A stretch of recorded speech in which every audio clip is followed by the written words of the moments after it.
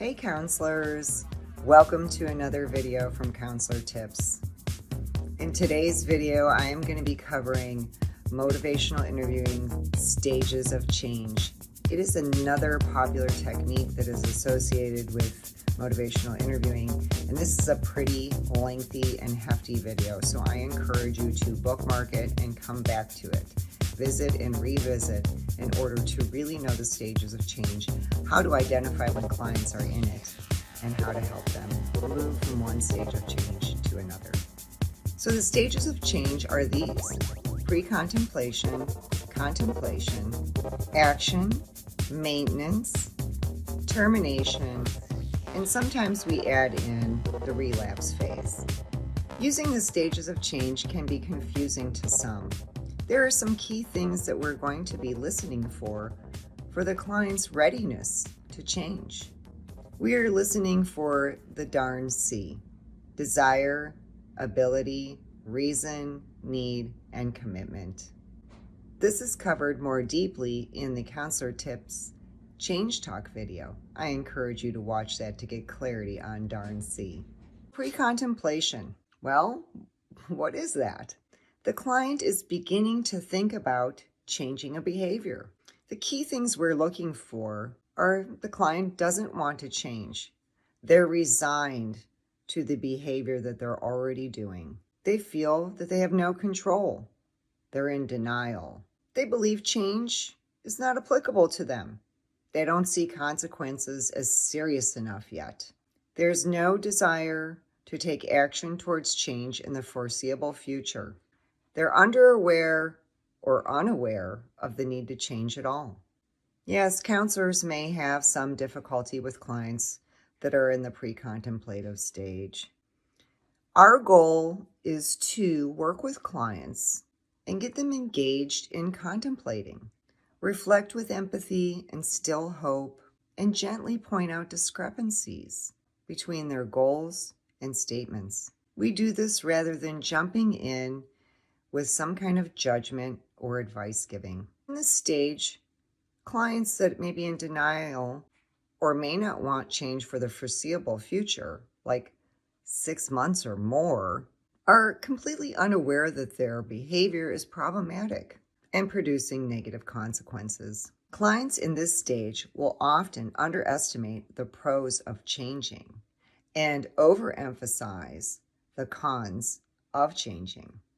The problem we can get into here is clients will oftentimes be argumentative and in denial, and we can get stuck trying to convince the client as why they need to change. If this happens, we're engaging in the client's resistance. If a client becomes resistant, it is a clue that we as counselors have moved too far ahead of the client. It's best for us at this point to shift back to using empathy, reflective statements, and open-ended questions. Counselors can engage clients in getting a move towards contemplation by developing and maintaining a positive relationship. We can help clients personalize their risk factors, and we can pose open-ended questions that get clients to contemplate those risk factors and their perceived bottom line. If we ask clients questions such as this: do you want to always do what you've always done and remain stuck? That can be perceived as threatening and elicit more resistance and hostility from the client. Now, if you try asking this kind of question: how will you know when it's time to stop making the same? This will allow the client to be, their own expert, and helps client think far beyond counseling as to what would work best for them. Well-phrased questions should leave a client pondering the answers that will be best for them and help them move along on the stage of change. Here are some well-phrased questions that you can think about using with clients who are pre-contemplative. What would have to happen for you to know that this is a problem?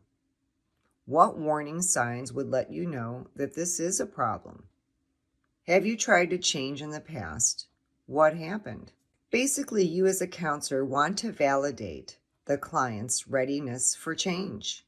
We are helping clients explore their readiness for change by using reflective statements and open-ended questions. In the pre-contemplative phase, we're really focusing on helping the clients establish a trusting rapport with us and engaging them fully in their treatment. Please don't rush pre-contemplative clients to an action stage because you might lose them. Continue to help the client reevaluate their current behavior, explaining and personalizing the risk without being too pushy. You can use some questions that evoke thoughts for the client, such as these. What concerns you about this? What are the concerns others have? What is good about not changing? What is not so good about changing? How would you like things to be? We are really focusing on eliciting the client's change talk. We listen closely for that. And when we hear change talk, we want to reinforce it. Now on to contemplation. In the contemplation stage, we will see clients who are examining their goals, their benefits, and barriers to change. We want to look for these key things. The clients know there's a problem, and they're thinking about overcoming the problem. They're weighing the benefits and costs of the behavior. There is a proposed change, but a commitment hasn't been made yet. In the contemplative stage, we recognize that the clients will have ambivalence. We will use empathy, validation, praise, and encouragement, which is necessary during all stages of change when working with a client.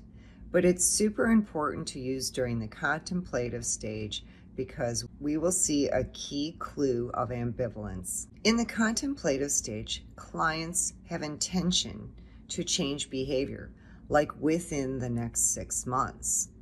We will see clients do recognize that they do have a problem that they want to change. Clients will be more thoughtful about the pros and cons to changing the behavior. In this stage, clients are willing to assess any kind of barriers that might be in their way to making a change. And even with this recognition, clients will more than likely still struggle with ambivalence about making a change. Even if the behavior has had negative consequences, clients will often think that they've enjoyed the behavior and will experience a sense of loss despite the perceived gain. While clients are assessing barriers like time, money, hassle, fears, should statements, must statements, the benefit of change becomes more attractive to them. It's not unusual for some clients to spend even years in the contemplative stage.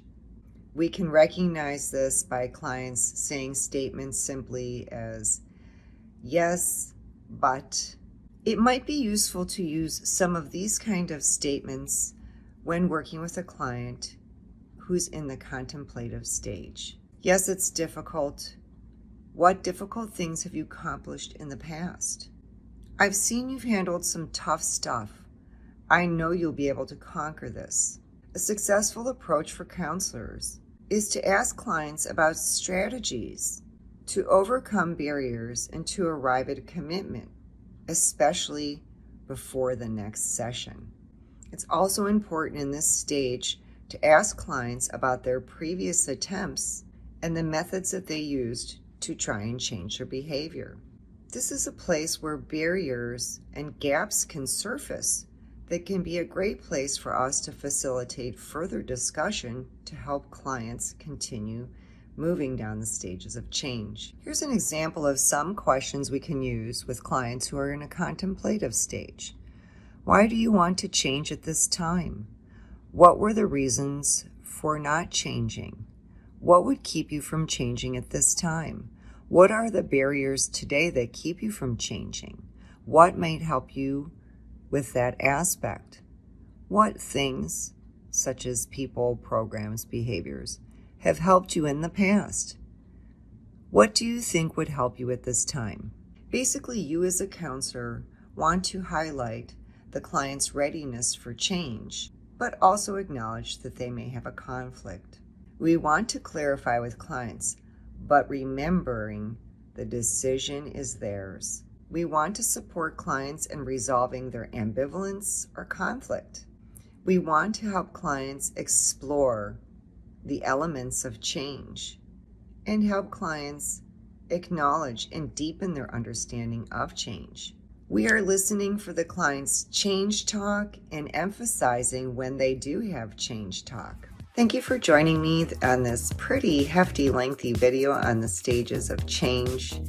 Hopefully it can help support you as you're assisting clients entering in at whatever stage they're in, evaluating when they do kind of recycle through stages or relapse back into previous stages to help them re-enter at a stage that's a little further along and help them move towards the success of maintenance.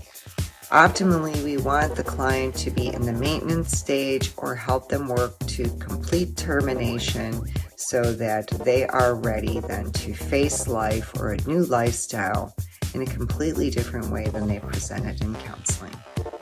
If you found this video to be helpful and you think it could benefit another counselor, please consider sharing it, especially if somebody is just learning about motivational interviewing or has some confusion about the stages of change and wants to get clarity. If you find that you're learning from this channel, please consider subscribing to the channel and turn on the bell. That way you know when I have a new video. I'll see you soon.